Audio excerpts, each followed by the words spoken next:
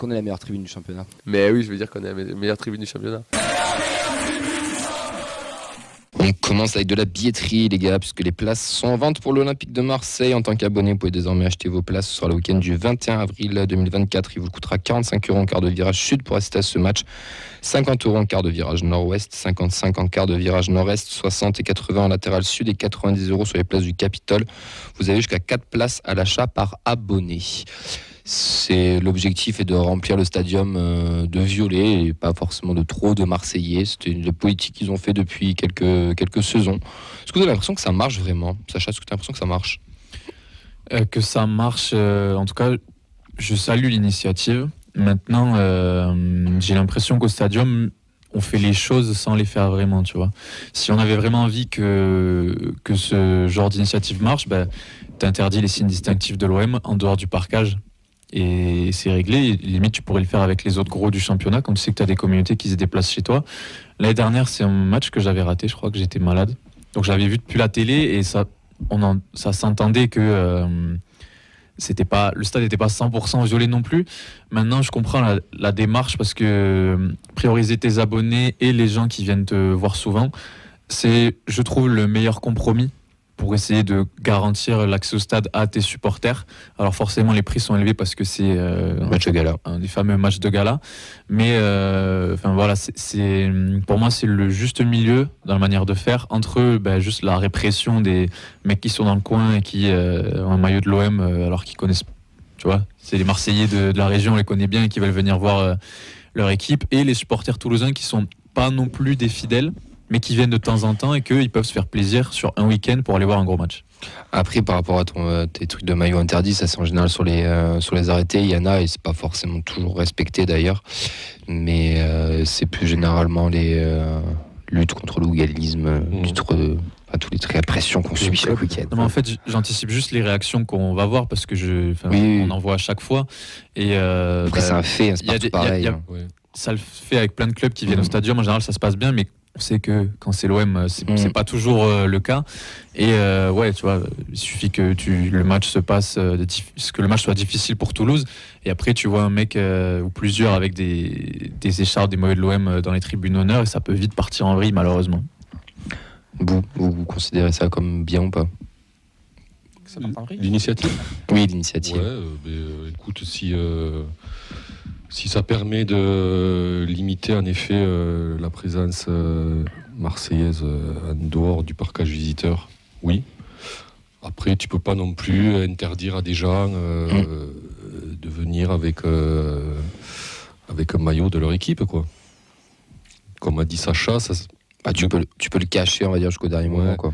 Mais un club ne peut pas interdire à des supporters de venir. Non, en fait, je me mets juste à la place. Si j'étais expatrié, j'aimerais bien aller voir mon club quand il passe près de chez moi aussi.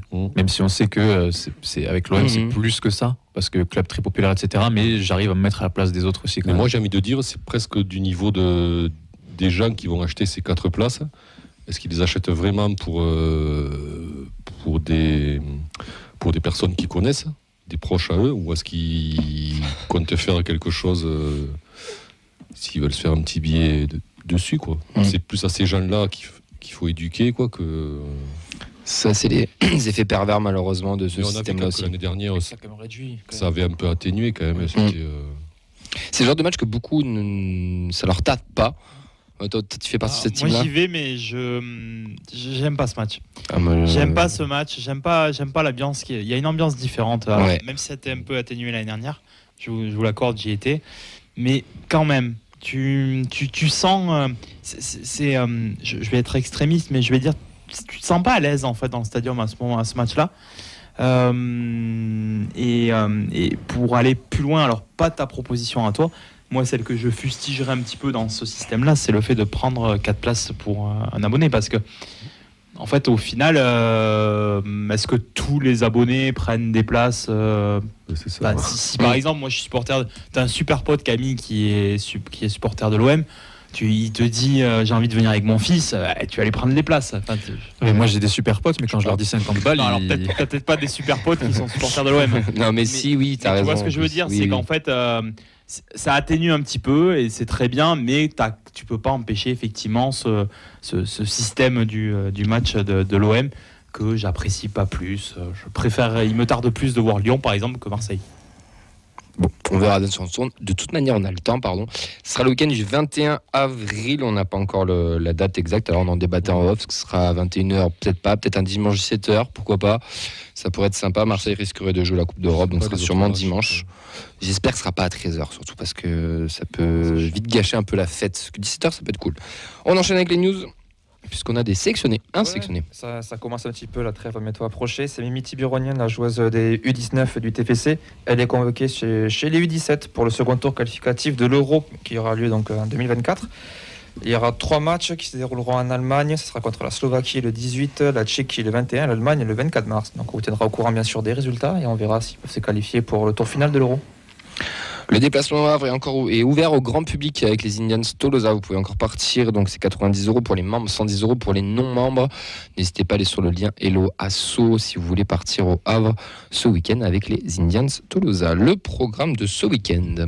La Fabrique Violette, il n'y a qu'un seul match en préformation en championnat, donc c'est les U14 qui recevront Pamiers samedi, donc à voir s'il y a des amicaux. En général, ils arrivent toujours à en organiser quelques-uns, les U15, les U16 ou les catégories en dessous. La N2, elle sera à la maison contre Aubagne samedi 16h sur l'annexe numéro 1. Les U19 seront en déplacement à Montpellier contre le MHSC, ce sera dimanche 14h30, pile pendant le match du TF. Ouais. Les U17 se déplaceront à Castelnau-le-Crest dimanche à 14h30. Chez les filles, pas de championnat, c'est un match amical contre Rodez en D2, c'est ce soir, c'est actuellement pendant l'émission, donc on vous donnera le résultat bien sûr lundi avec plaisir. Et mardi, vous retrouvez Antoine aussi qui nous racontera tout le résumé du match. La R1, elle, c'est match à la maison contre Blagnac samedi à 20h sur l'annexe Bristaton. Et on termine avec les U19 qui recevront Marseille dimanche à 12h sur l'annexe 3 du Stadium, donc il y a quand même un gros programme aussi à faire à la maison. C'est toutes les infos qu'il disait sur Insta qu'il laisse enchaîner plusieurs matchs entre je crois qu'il fait N2 R1 U19 sur le week-end. Propre. C'est un bon globetrotter. Ouais. Bon, après, s'il fait beau, quoi, c'est sympa aussi de passer les après-midi au stadium. Moi, je vous conseille un Saint-Simon-Vénerque à Vénerque dimanche matin à 10h30. Mehdi qui coachera à Saint-Simon. N'hésitez pas à passer.